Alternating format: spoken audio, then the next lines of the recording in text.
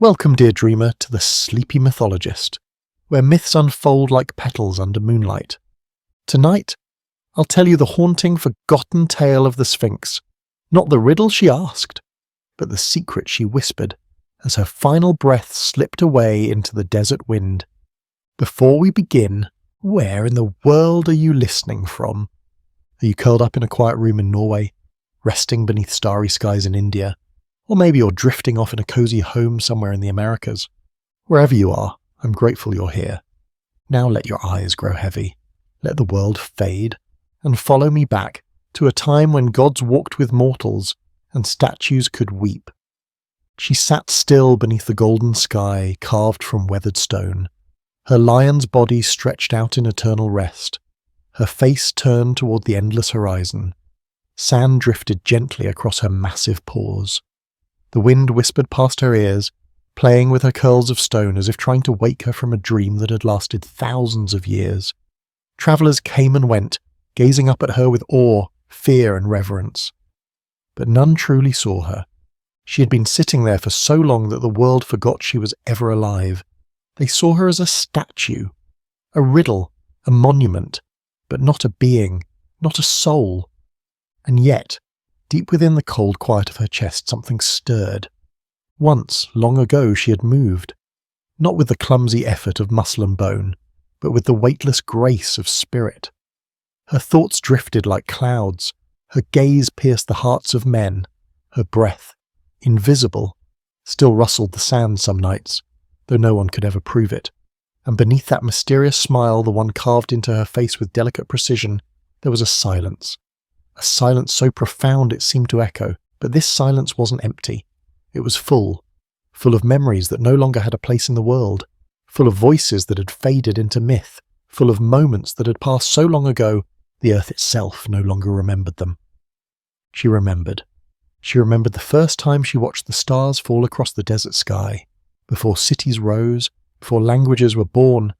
She remembered the sound of the Nile when it sang sweet songs in the time of the first rains. She remembered the footsteps of the priests who once brought her offerings, not out of fear but devotion.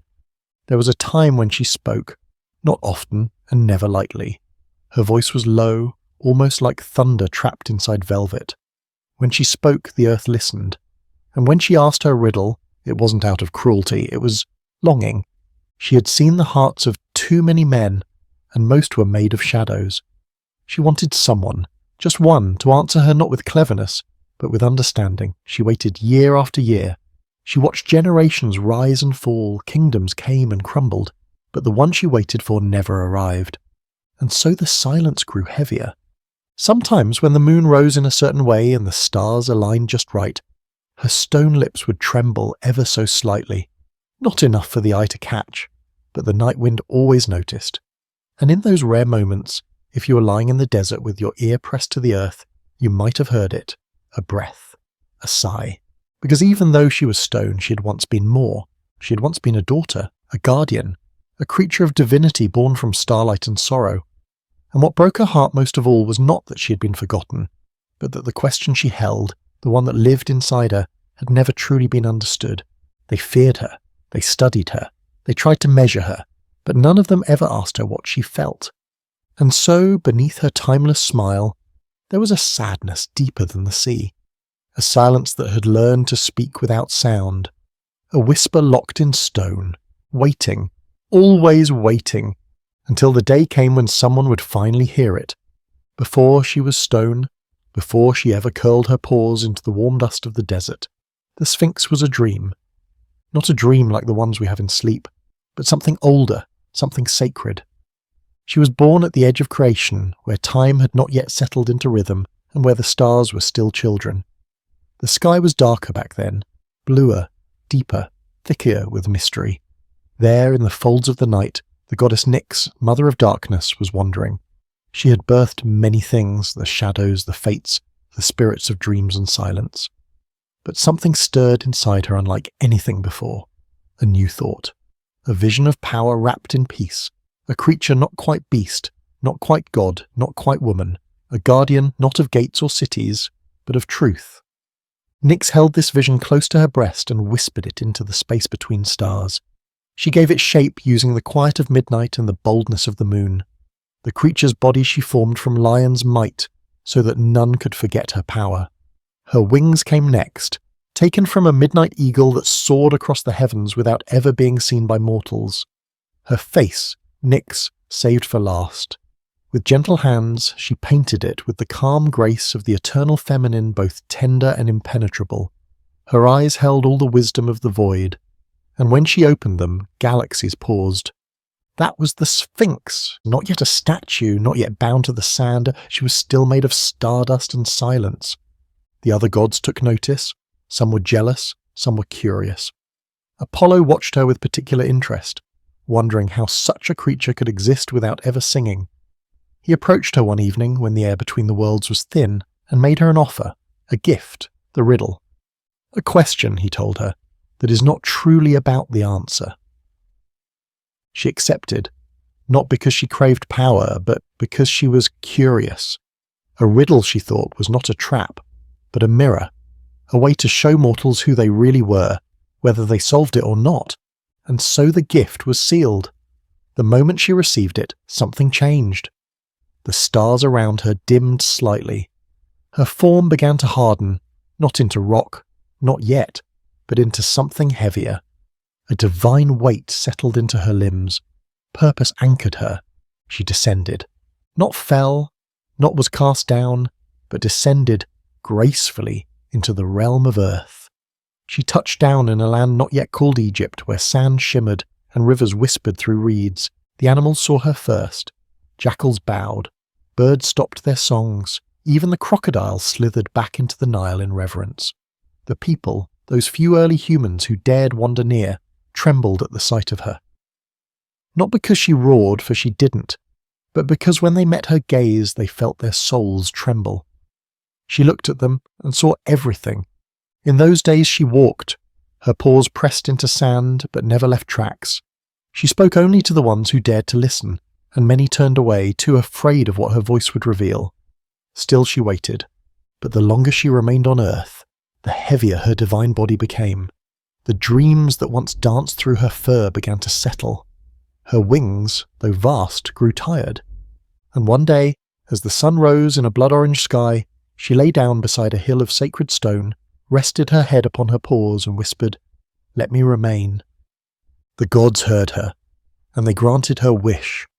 Her wings folded for the final time, her breath slowed until it became the wind itself, and her body, still warm from the heavens, turned to stone, not as punishment, not as curse, but as a final act of devotion.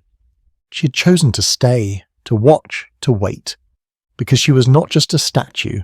She was the last echo of a divine dream, one whispered into the night by the goddess of darkness and moonlight. And if you stand before her today, in the burning heat or under starlit skies, and place your hand against her cold, unyielding form, you may feel it. The faintest hum, the memory of her birth, and the truth that before the world even had the language, she was already listening. The gods, in their many moods, rarely gave gifts without reason, and when Apollo, the radiant one, god of the sun, of music, and of prophecy, looked upon the Sphinx, he saw a quiet force unlike any other. She did not ask to be worshipped. She did not hunger for temples or songs. She merely watched, calm, still, eternal. That made her dangerous, because the Sphinx, unlike the other creatures of the world, could not be distracted by beauty, nor deceived by appearances. She saw things clearly, too clearly, some said. She could look into a man's eyes and see not his titles, not his wealth, not even his destiny, but his nature. And so Apollo approached her. He found her at twilight, when the sun kissed the sand in golden farewell, and the stars began to awaken in the dome of night. She did not turn her head as he arrived. She already knew he was coming. She never missed the arrival of a god.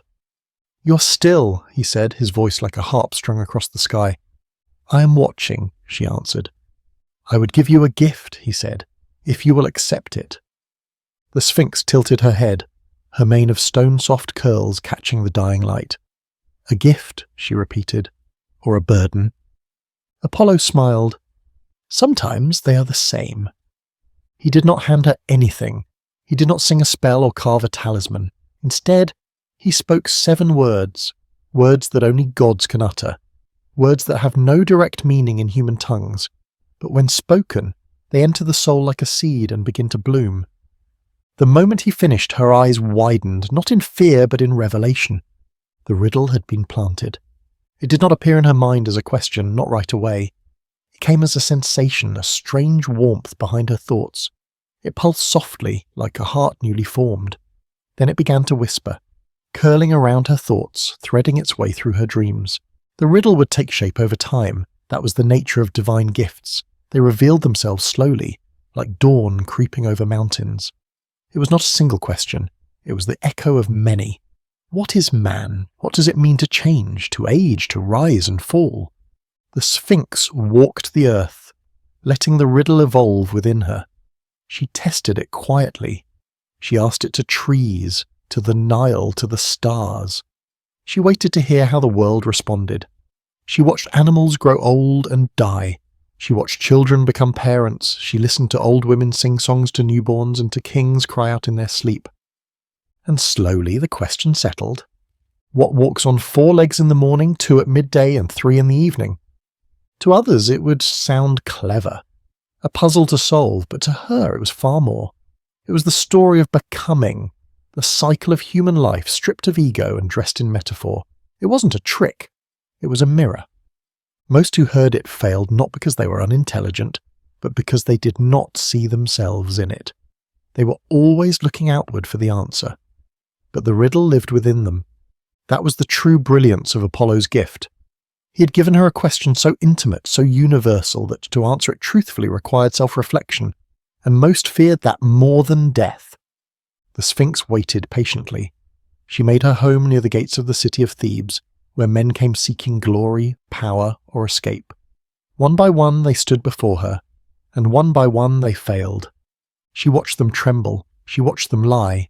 Some tried to fight her, some tried to flatter her, some offered gold or flattery or even tears. None of it mattered. She did not punish them. That part of the tale was twisted later by fearful men and boastful kings. The Sphinx did not devour those who failed. She simply watched them break under the weight of their own ignorance. They defeated themselves. But in her heart she still hoped. Because the riddle was more than a test.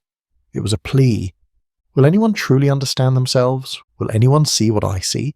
Will anyone answer not to win, but to awaken? She was not cruel, she was waiting. And every time someone failed, she did not grow more vicious. She grew more sorrowful.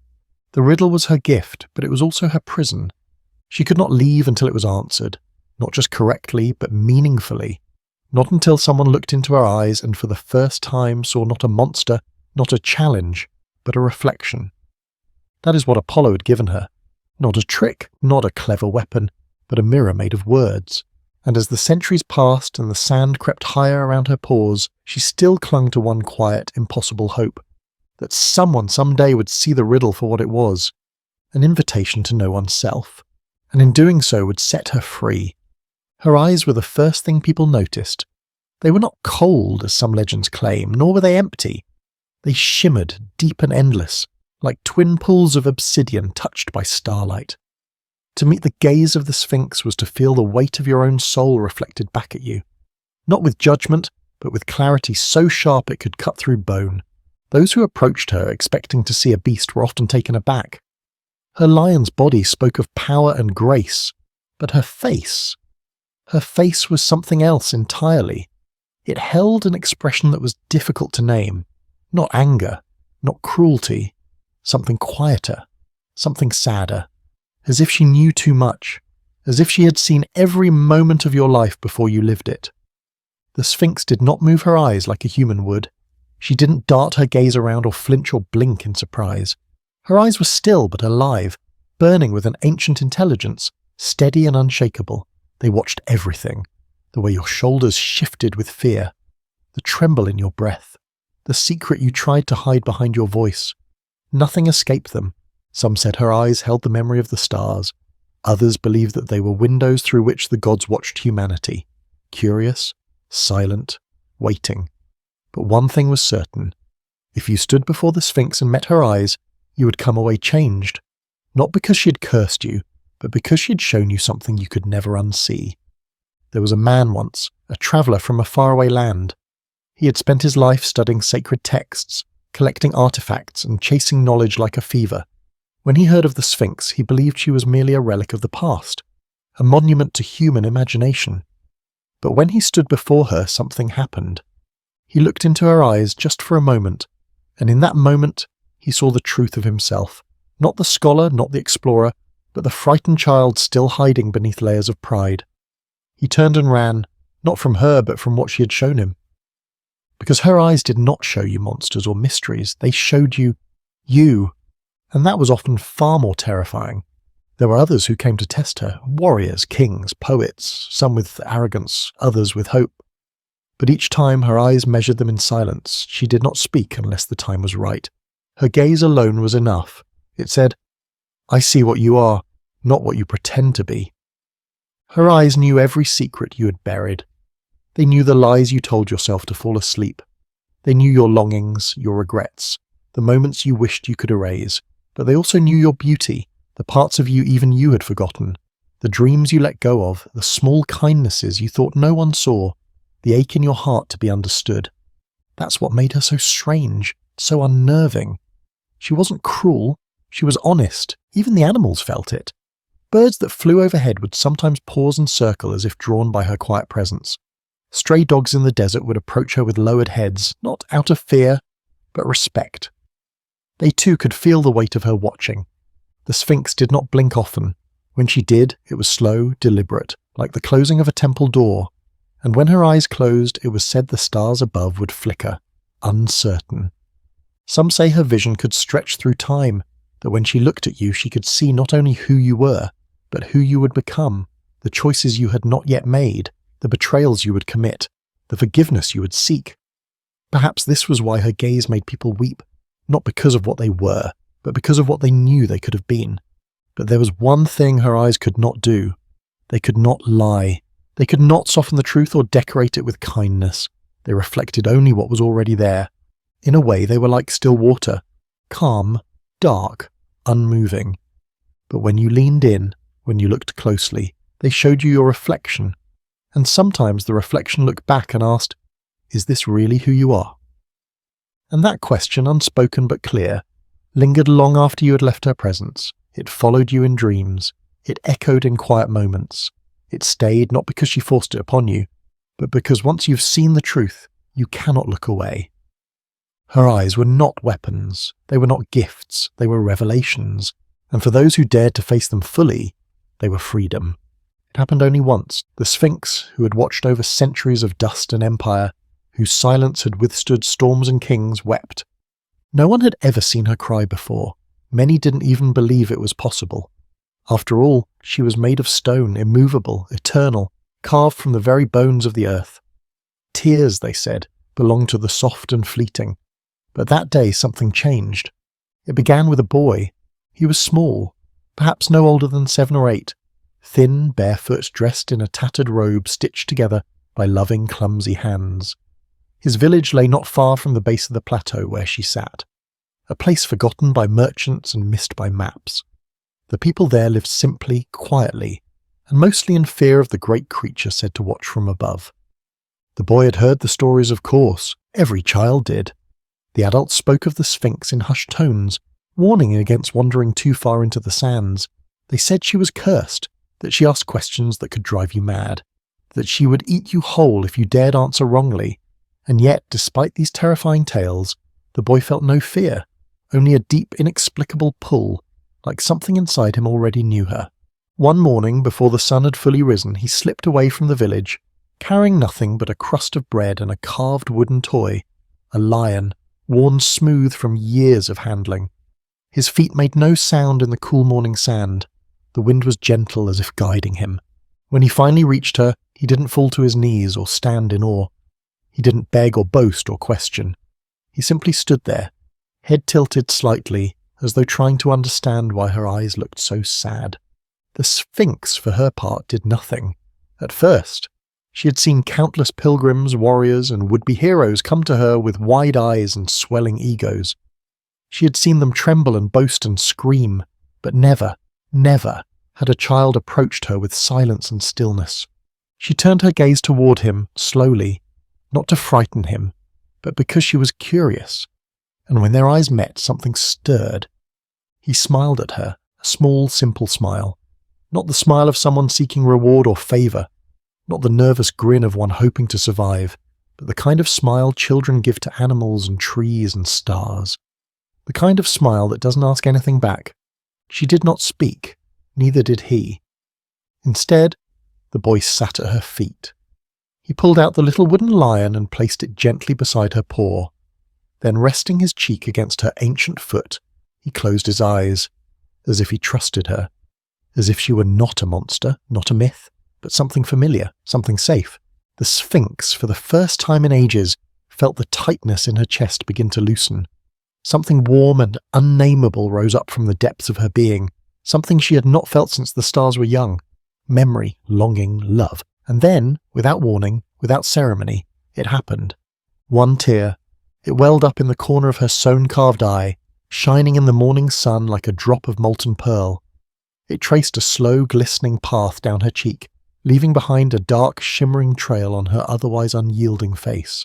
She did not understand why it had come. She had never shed a tear for all the broken men who had knelt before her. She had not wept for the loneliness of centuries, nor for the fading of the old gods, nor for the silence that had become her only companion. But for this boy, for his innocence, his trust, his gift of quiet companionship, she wept. Perhaps it was because he had not tried to solve her, not tried to answer her riddle, not tried to prove himself. He had simply come to sit with her, as one soul sits beside another. That morning the desert changed. The sand seemed to hush, the sky turned soft. Even the wind paused, as if in reverence. Time itself held its breath, watching this sacred, silent exchange between a boy and a being carved from ancient divinity.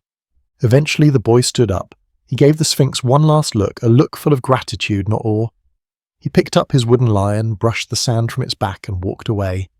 He never told anyone what happened that day, not because he feared disbelief, but because it felt like a secret too sacred to speak aloud. And the Sphinx never wept again, not because she returned to her cold silence, but because in that moment, just once, she had been seen, not feared, not challenged, but seen. And that was enough. That one tear shining against the stone would remain for years. Travellers would later remark on a strange discoloration near her eye, shaped almost like the path of water. Most dismissed it as erosion, a trick of the weather, a quirk in the rock. But those who truly believed, those who listened with their hearts rather than their ears, they knew. The Sphinx had wept, and in that tear lived the memory of a small boy, a simple toy and a moment of quiet love stronger than any riddle. Long before mortals named her Sphinx, before legends painted her as a riddle-bearing beast, she was known by another name, one whispered only by the wind. The desert wind was her first companion. It was there when she opened her eyes for the very first time, when the heat of the sun kissed her back and the sand beneath her was still soft with the breath of the gods. It circled her, danced around her paws, slipped between the feathers of her wings, and hummed a sound only she could understand. It did not speak in words, not as humans know them, but in tones, in murmurs, in subtle shifts. A language made not for ears but for the soul. The wind was not a servant, nor was it something to be tamed. It was alive, restless, ancient, free. It had blown through the halls of the earliest temples before stone had even hardened. It had watched the rise and fall of mountains, the forming of rivers, the crumbling of empires, and yet it had no memory quite like her. The wind remembered her. To the rest of the world she appeared silent, still, unmoving. But to the wind she was in constant conversation. They would speak during the deep hours of night, when the desert cooled and the stars blinked down in curiosity.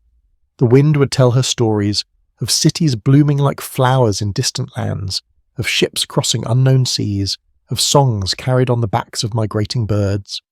It would bring her the scent of forgotten incense, the taste of salt from a faraway ocean, the sound of laughter from a place where children ran barefoot through green hills, and she, in turn, would listen, always listening.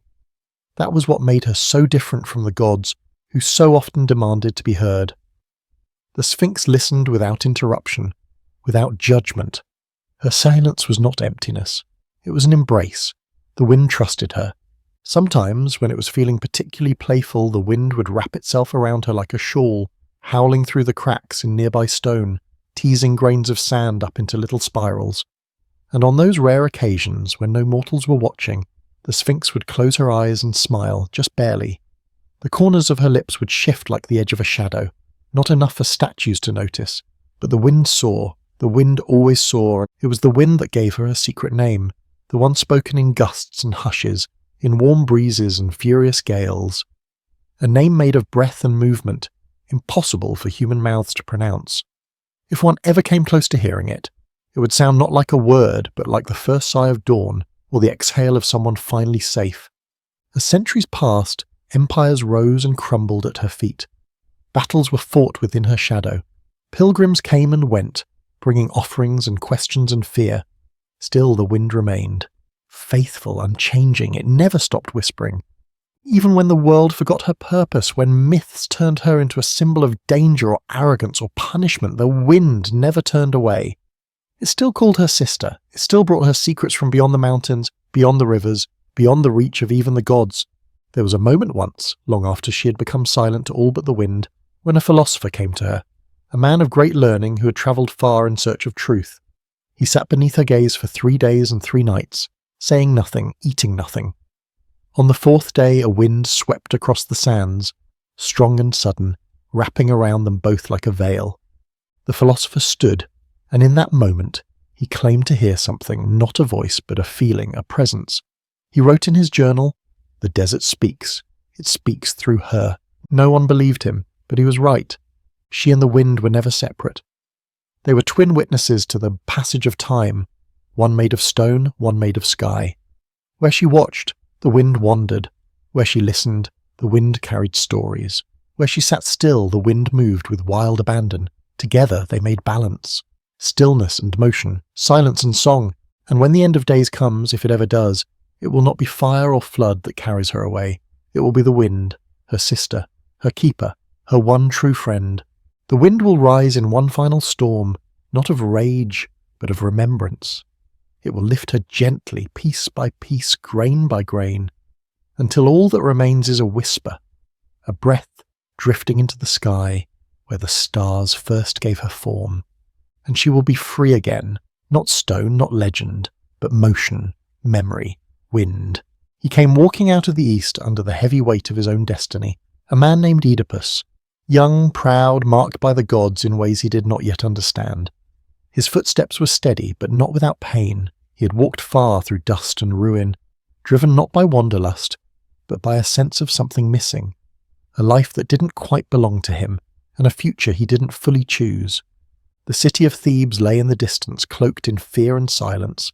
It had been held hostage not by armies, not by a disease, but by a single being, a creature who posed a riddle that no man could answer, one who sat near the cliffs, waiting, watching, asking, and then, when none could answer, the stories claimed she killed them.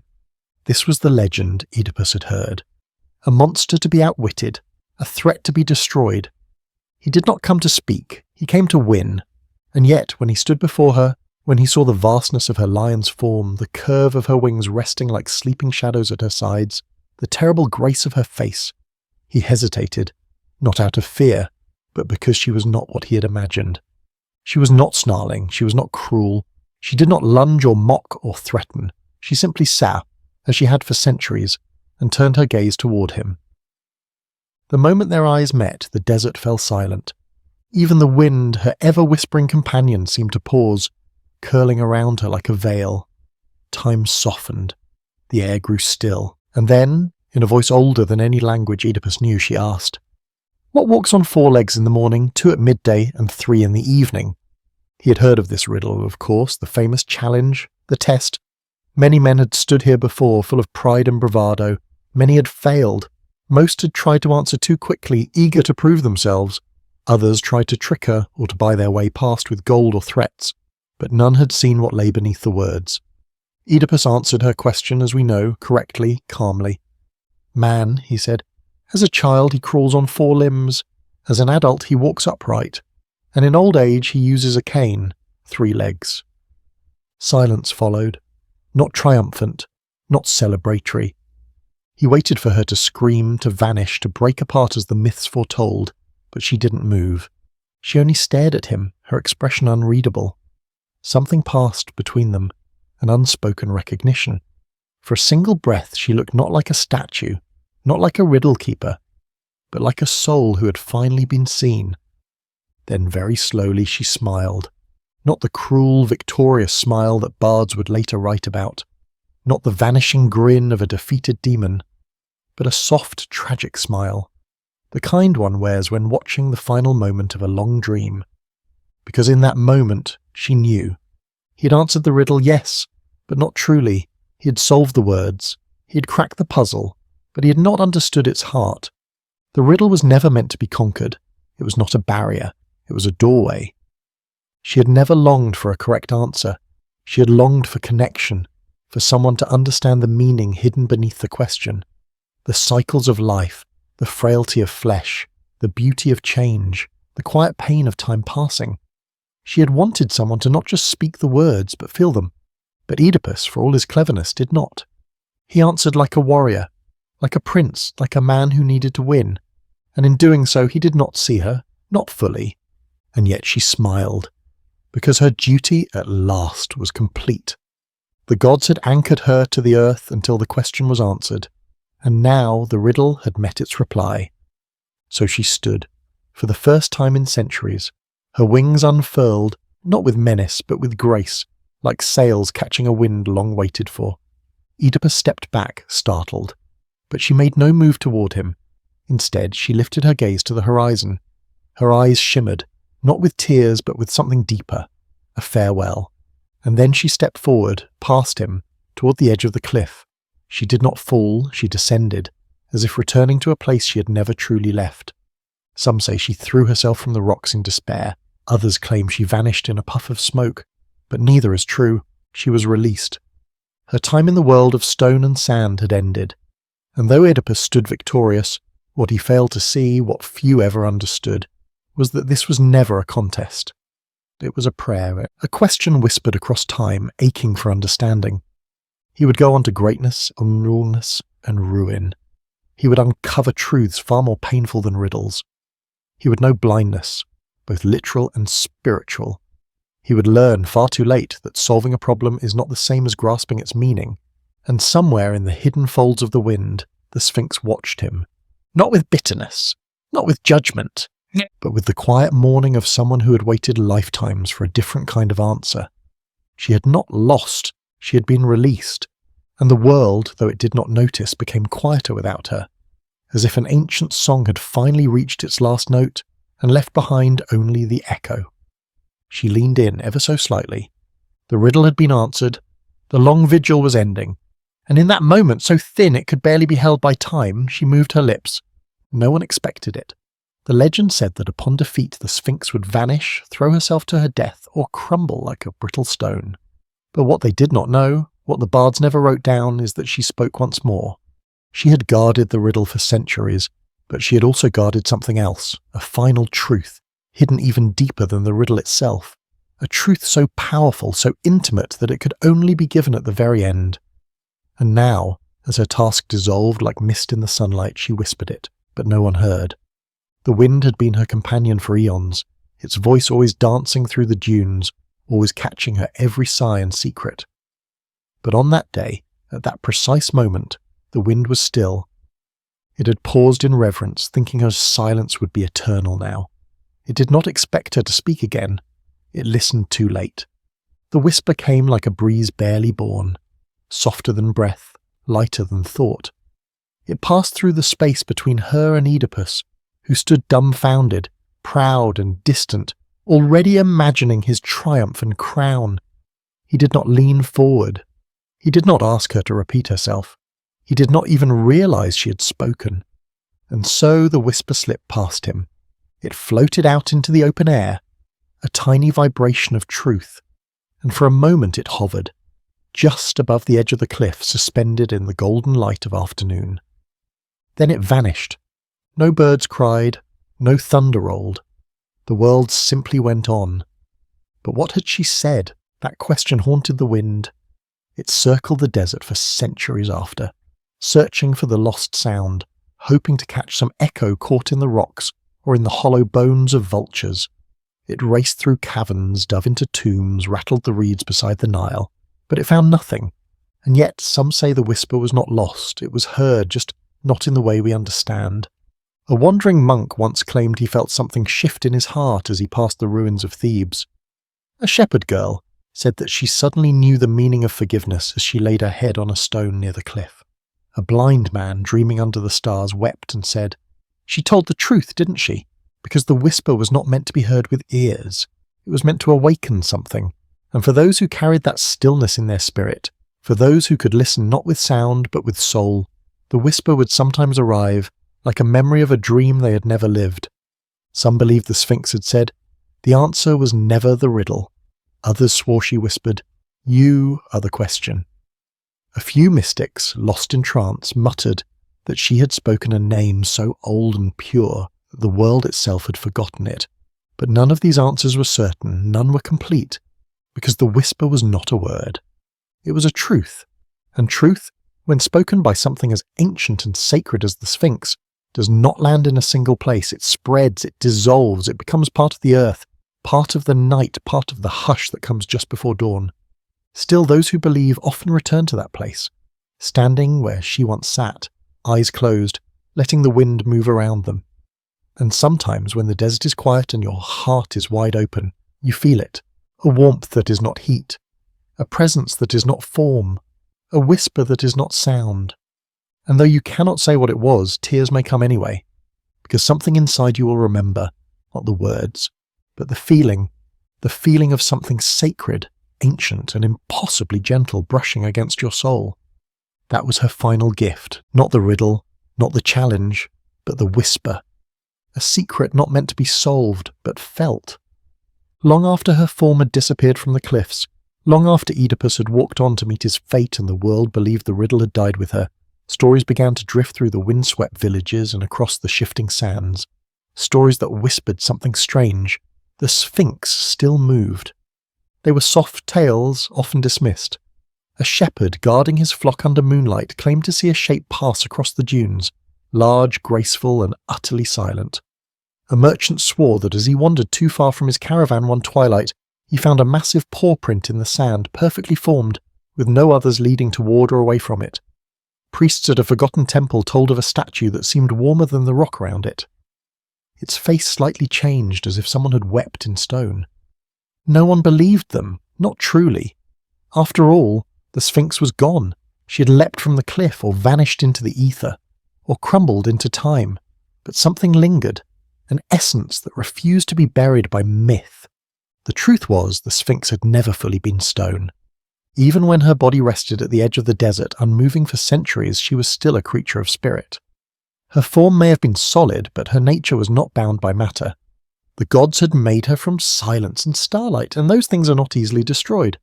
Her task had ended, yes, but her story had not. In the quiet hours of night, when the world fell between dreams and waking, she would stir. Not in the way mortals understood movement. She did not rise up in a grand, thunderous rebirth. No, she moved like thought, like memory, like longing. Sometimes when the moonlight fell just right upon the sands, her outline could be seen, soft and golden, a shimmer of presence lying where no shadow should fall. Her wings would rise slowly, folding outward like breath, returning to sleeping lungs. Her paws would stretch into the earth, not crushing it, but resting lightly, as if she belonged to it more than gravity itself. And she would walk, but not aimlessly. She walked through the memories of the world, through ruined temples where once she had been worshipped, through empty cities that had forgotten their names, through the corners of the human soul where unspoken questions still echoed. Because though the riddle had been answered, the need for her had not vanished. The people still asked. They asked different questions now. Who am I? Why do I suffer? What happens when I die? They no longer faced her directly, but the questions they whispered to the stars at night still thrummed her. She felt them stir in the fabric of time like ripples in a vast, quiet lake. So she remained, not to challenge, not to conquer, to witness. Travellers sleeping alone in the desert sometimes woke with tears in their eyes and no idea why. Children with feverish dreams would whisper strange riddles to their mothers upon waking, riddles they could not have known. Old women on their deathbeds spoke of a beautiful lioness with eyes like night, standing at the threshold saying nothing, just waiting. Scholars who studied her image claimed the statue had changed over the years, that the lines of her mouth were softer now, that her gaze had tilted slightly downward, as if watching over something more intimate. They argued, of course, blamed erosion, blamed the tools of restoration, but deep down some knew she was not a thing to be preserved. She was a presence to be honoured. Her spirit became part of the land itself. It moved with the sandstorms, hiding in the hush before they arrived. It crept into the dreams of poets. It sang faintly in the bones of the earth. Her temple was not made of marble. It was made of silence. And wherever someone paused, truly paused, and asked a question that came from the heart, she was there. She did not need to be seen. She had never truly needed that. She needed to be remembered. Not as a beast, not as a riddle, but as a being who waited for understanding and found only answers. Some say she waits still, lying beneath the stars, a creature made of patience and memory, listening for someone not to solve her, but to sit beside her and ask her a question in return. What did you feel, Sphinx? What did you lose? What did it mean to wait so long? Perhaps one day someone will ask her that. Until then, she moves gently, without form, without fanfare. The goddess in stone, the dream in dust, the Sphinx who still walks in the quiet places between thought and time. Long before she was called the Sphinx, before the riddle was ever spoken or carved into legend, she had a name, a true name, a name that hummed with the energy of creation itself. But like so many things sacred and ancient, it was forgotten, not lost in the usual sense, not erased by fire or war, but worn away by time, like a river polishing a stone smooth. This name had no place in human tongues. It was not made of syllables or letters. It did not belong to any alphabet. It was older than writing, older than speech. It was a vibration, a resonance that lived in the bones of the earth, in the sigh of the stars, in the breath between waves. When spoken in its purest form, it was said to cause flowers to bloom in stone and silence to weep with joy. The gods had given it to her when they shaped her from starlight, moon shadpo and lion's grace. They whispered it into her soul the moment her eyes first opened to the world. She heard it not as a sound, but as a knowing, a certainty of being, of identity, of purpose. And for a time that name lived in her. It pulsed through her veins like sunlight, anchoring her spirit to the divine. But when she descended to earth, something changed. The name began to fade, and not because she forgot it, but because the world around her had no way to hold it. The stones could not echo it. The winds could not carry it. The mouths of mortals could not shape it, not without breaking. And so the people gave her a different name, a name that fit into their languages, their understanding, their fear. Sphinx. It meant to squeeze, to bind, to constrict. It was a word rooted in Greek, born from misunderstanding. To them, she was a creature of riddles and ruin, a monster to be feared and conquered. They saw only her stillness, her silence, her power. They gave her a name that reflected their unease, not her essence. And slowly her true name retreated. It did not vanish entirely. It still lingered in certain places, hidden in the gaps between words in ancient prayers, etched faintly into the stone beneath her original temple, whispered by the wind when no one was listening. But it was no longer spoken, not in full, not by any mortal. Still the Sphinx remembered. In the depths of her spirit, beneath the layers of duty and myth and legend, she held it close. Her name was a secret altar within her. It reminded her that she was more than a guardian, more than a question, more than a challenge at the gates of a frightened city. She was once worshipped, not as a threat, but as a mystery. In the earliest days, before cities had names and before kings claimed the stars, she was a bridge between worlds. People came to her not to be tested, but to be understood. They brought offerings of silence and questions too big for words. They did not kneel in fear. They sat beside her in stillness. And in return, she showed them fragments of themselves they had never seen before. They called her by her true name back then, not aloud, but inwardly. Their hearts knew it, even if their mouths could not speak it. And in those rare golden moments, when soul met soul without the need for language, her name would rise between them, not as sound, but as light, a pulse, a breath. But that age passed. As fear grew stronger than wonder and conquest replaced communion, her temple fell into shadow. New gods rose, old names faded. Her true name was buried beneath layers of story and stone. And yet it lived on, in the most unexpected places. A child's dream of a winged lioness watching over her. A musician's sudden inspiration as if a melody arrived from the stars.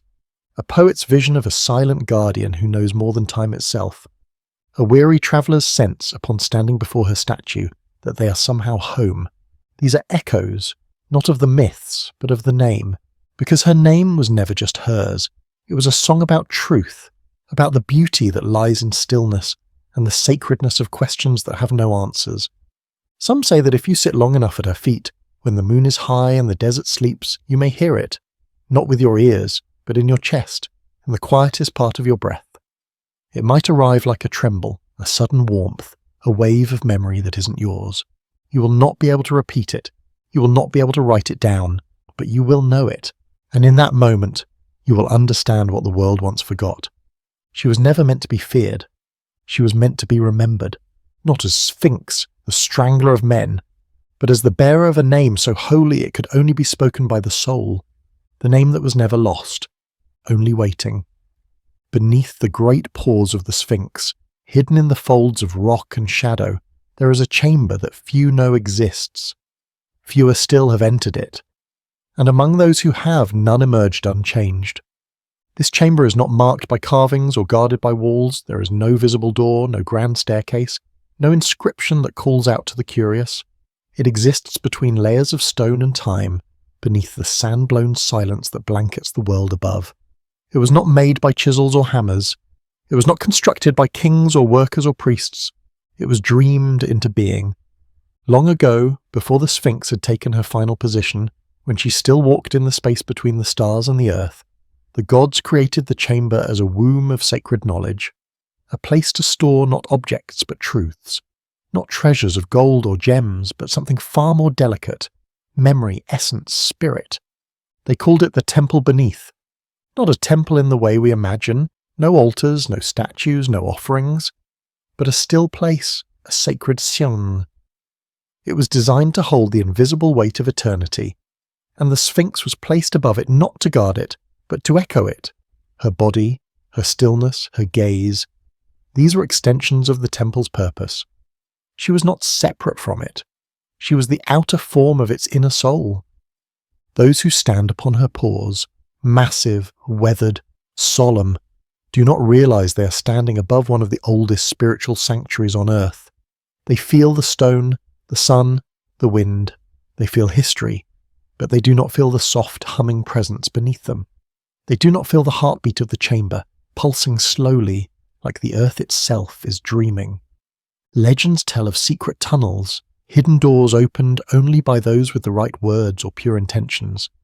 They speak of treasure hoards buried beneath her, the library of Atlantis, the lost scrolls of the ancients, knowledge forbidden by the gods. But these are distractions, misunderstandings born of material minds. The truth is simpler and deeper. The temple beneath the Sphinx is a space of remembrance. It is where the world keeps what it does not know how to carry.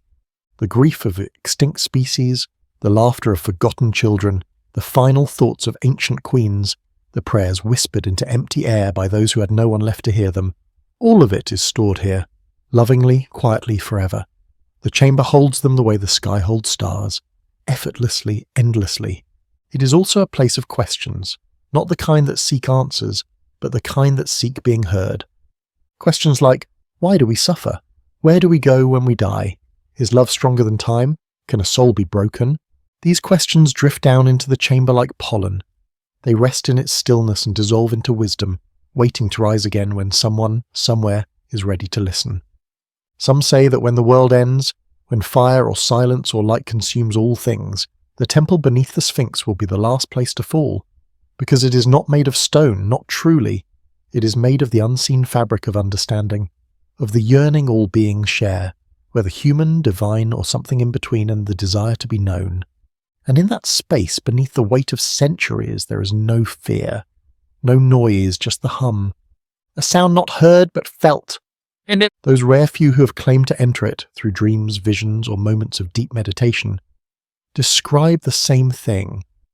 They do not see walls or ceilings or relics. They see light, not blinding, not bright, a soft, glowing presence that feels like returning home. They say it feels like being seen without shame, like being forgiven before you even ask, like remembering your own name after lifetimes of forgetting. One mystic, a desert wanderer who lived alone for 40 years, wrote in his final journal, "I did not find the chamber found me. I sat at her feet and wept, and the stone opened, not with noise but with the breath. I fell into it, or perhaps rose, and in that place I saw not visions, but understanding. I was shown not secrets, but simplicity, and I knew the Sphinx was never hiding anything from us.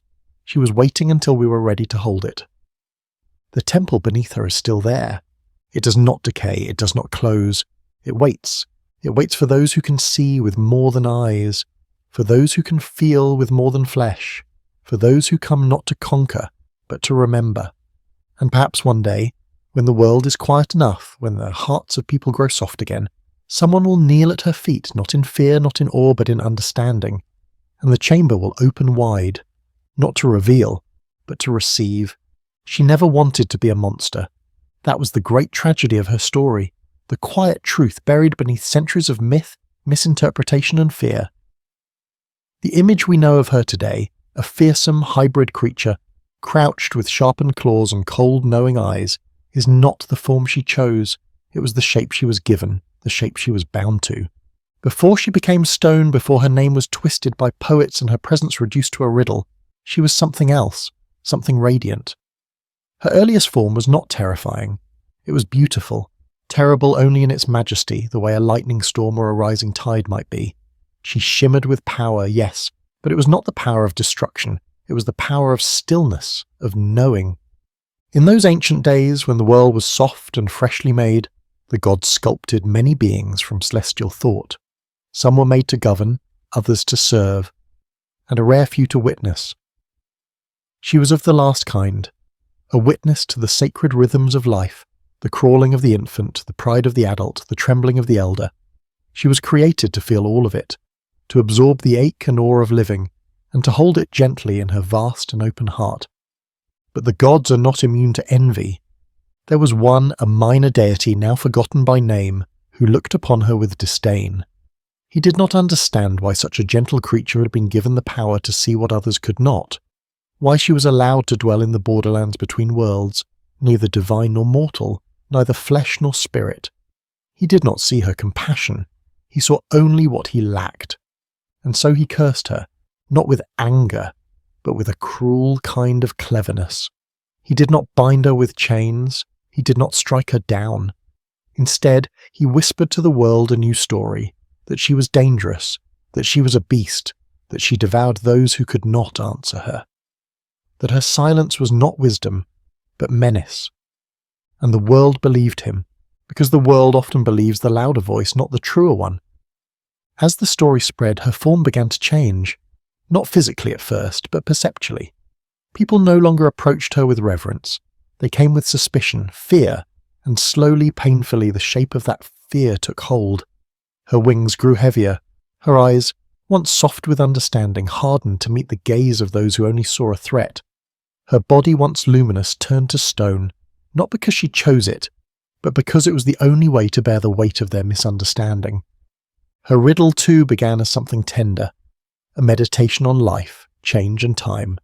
But even that was weaponized, turned into a trap, a test, a trick. They no longer heard the yearning in her voice. They only heard the challenge. And she could not protest. The curse had taken her voice not literally, but spiritually. She could still speak, but no one truly listened. Her words were filtered through fear. Her silence was interpreted as threat. Her wisdom was taken as arrogance. So she stopped trying to explain. She let the story shape itself. What else could she do?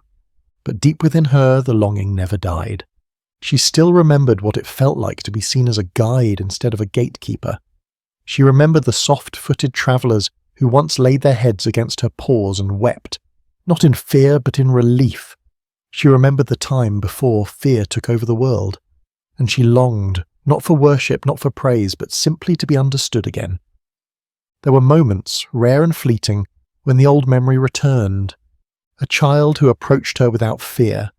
A poet who dreamed of her not as a monster, but as a mother of riddles and rest. A wandering soul who sat in silence beside her for 3 days, needing no answer, only presence. In those moments, the weight of her cursed form grew lighter. Her eyes softened, just slightly. The stone cracked, not with age, but with the quiet tension between what she was and what the world believed her to be. And perhaps, deep within the chamber beneath her, a pulse of that original light still glows, waiting for the moment the story is retold, the moment someone, somewhere, chooses to see her not as a punishment, but as a prayer. Not as a question, but as a keeper of truth, because she never wanted to frighten anyone. She wanted to hold space for transformation. She wanted to say, you will change, you must change, and in that change you will suffer. But it is not the end. It is the arc of your life, the 4 legs, the 2, the 3, not a puzzle to win, but a path to walk. She was not the monster at the gate, she was the threshold, and all she ever asked was this, that we stop calling her a beast, and start remembering her as the being who held all of human life in a single aching question, waiting, always waiting, for someone to answer not with words but with recognition.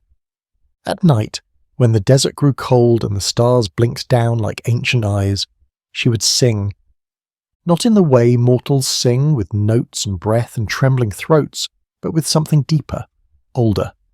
Her song was not made of words. It had no lyrics, no rhyme, no beginning or end. It was made of vibration, of memory, of a kind of music that could only be heard if your heart was quiet enough to listen. The moon was her audience. She would wait until it climbed high above the horizon, casting silver light across the dunes, painting her body in pale, sacred shimmer. The winds would slow, respectful, and the creatures of the night, the foxes, the owls, the serpents, would grow still, not afraid, reverent, as if they too understood that something holy was about to begin. Then she would close her eyes, and the song would rise. It began as a hum beneath the earth, a subtle thrum like the desert itself was sighing. The sand would tremble softly, not with violence, but like a sleeping animal stirring in a dream. From that silence the melody would emerge, so delicate it could pass for wind, so slow it could be mistaken for the turning of the sky. And yet if you stood nearby you would feel it, not with your ears, but with your skin, a warmth, a pressure, a sadness so vast it held beauty within it. Her song wrapped around the stars like a mother's arms reaching not upward, but outward, to the edge of memory, to the souls of those long gone, to the moon that watched but never answered. She did not sing for herself. She sang for all those who had forgotten how, for the old kings buried without peace, for the lost children whose names were never written, for the wandering spirits who hovered between worlds, waiting for the sound that would tell them they still mattered. Her song was a thread, and through it she sewed the pieces of the world back together, quietly, patiently, night after night. The moon never replied, it only listened, its face impassive, its light cool and distant, but still she sang to it. Because in that cold face she saw reflection. She saw something that, like herself, was always watching, always present, yet never quite embraced. The moon knew what it meant to be misunderstood, to shine in silence, to carry light that was not entirely its own. There is a legend, one rarely told aloud, that on a night when the moon was at its fullest and closest, her song grew louder than it ever had. Not loud like thunder, but dense like gravity. It pressed down into the hearts of every sleeping creature. Dreams grew brighter, tears slipped down sleeping faces. People who had never met her awoke weeping, not knowing why. That night, even the stars blinked more slowly, as if pausing to listen. Some say the moon trembled then, that its surface shifted, that it tilted its face just slightly in her direction, as if, almost, bowing, and then the song faded. She never sang the same way twice. Each night's melody was shaped by the sorrow she absorbed during the day, the unspoken pain in the hearts of travellers, the unanswered prayers whispered into the wind, the forgotten rituals of old mothers lighting candles in secret. She did not reject this pain. She welcomed it, transformed it, sang it back to the moon as a hymn of remembrance. Her song was never recorded. No scribe could catch it. No instrument could mimic its depth. But the stones remember. If you press your ear to the oldest parts of the desert, sometimes, if the moon is high and your soul is still, you might hear a faint note echoing through the stone. It will feel like déjà vu, like the memory of a lullaby sung long before you were born. Those who have felt it say it changed them, that they came away with a softness in their chest, a sense that something immense and loving had passed through them, something that asked for nothing but saw everything. That was her song, a song for the unloved, a song for the misunderstood, a song for the moon, who watched but never spoke, a song for herself perhaps, though she would never admit it, because even the most patient of guardians needs to be heard. And though the world turned her into a riddle, a statue, a threat, she remained in secret a singer of sacred things. And the moon ever faithful kept listening. There is a story, older than any scroll, older even than the temples that now lie buried beneath sand, that the Sphinx did not simply vanish when her riddle was answered. Before she left, before she descended into silence, she spoke once more, not with force, not with ceremony, but with a whisper. Some say it was barely more than a breath. Others claim it was the softest thread of sound to ever pass through air. It was not loud, nor was it shouted from mountaintops, but it carried more weight than all the words carved into stone and sung in temples. No one remembers the exact moment she spoke. The crowd, if there was one, had already turned their eyes to Oedipus. He stood in the glow of his victory, basking in the triumph of intellect over mystery, man over myth. He had answered her riddle. He had broken the spell. But in that moment, quiet, still, forgotten, she leaned forward, not toward the crowd, not toward the city, but toward the earth itself, and she whispered, "The answer was never the riddle. The answer was love." The words were not meant for Oedipus. He did not hear them. He could not. His ears were filled with the roar of the imagined destiny, with the chorus of his own rising story. He believed he had bested her, solved her, outwitted the beast. He did not see the sorrow behind her smile, nor the gentleness in her voice. But the earth heard. The sand shifted slightly under her paws. The wind paused, as if surprised. And somewhere far away, a fig tree bloomed out of season. The Sphinx had guarded her riddle for centuries. She had watched kings kneel before her and warriors crumble in frustration. She had seen pride, fear, arrogance all crumple before the question. And yet, none of that had ever been the point. The riddle was a mirror, yes, but mirrors show more than cleverness, they show truth. And the truth she had waited so long for someone to understand was not in the logic of her words, but in the space between them. Love. That was what she had guarded all along, not romantic love, not passion or possession, but a deeper, quieter love, the kind that requires humility, the kind that asks us to see ourselves and others, not as puzzles to solve, but as mysteries to honour. The love that sees a crawling child not as weak, but as beginning, that sees the cane of the elder not as a burden, but as a testament, that recognises the journey of human life in all its forms, from the infant's cry to the old man's silence, as sacred. That love, that was the real answer. And yet, no one ever said it, no one ever saw it, until that final moment, when she could finally speak freely, not bound by the question, not tethered to the task. She whispered the truth not in bitterness, but in relief. Because she had waited for lifetimes to say it. She had waited while men fought wars in her name, waited while her image was carved into walls and twisted into legend, waited while generations passed by her feet, too obsessed with answers to hear what she had been trying to say all along. Love. It was always love. It was love that made her weep for the boy who brought her a wooden lion. It was love that made her sing to the moon in the lonely hours of night. It was love that made her gaze so piercing and yet so patient. It was love that anchored her to the earth, even as time eroded everything around her. And when she finally spoke it aloud, she did not expect applause. She did not expect understanding. She only wanted the earth to know, so that maybe someday someone would sit at her feet, not to be tested, not to prove their worth, but to listen, to feel the truth of her presence, to see that the great and terrible Sphinx was never terrible at all. She was a guardian of tenderness, mistaken for a monster. And her final whisper would live on, not in stone, not in myth, but in the invisible current that runs through every kind act, every open heart, every soul that dares to look at life not as a problem, but as a gift. The answer was never the riddle. The answer was love. Even now, long after her body has turned to dust, long after her name has been etched, mispronounced and reshaped by the tongues of empires, her spirit still waits. She waits not in bitterness, but in stillness. She does not haunt the earth, nor does she linger like a ghost clinging to what was. The Sphinx does not cry out for justice or remembrance. She simply remains, a presence, a hush, a breath beneath the noise of the world.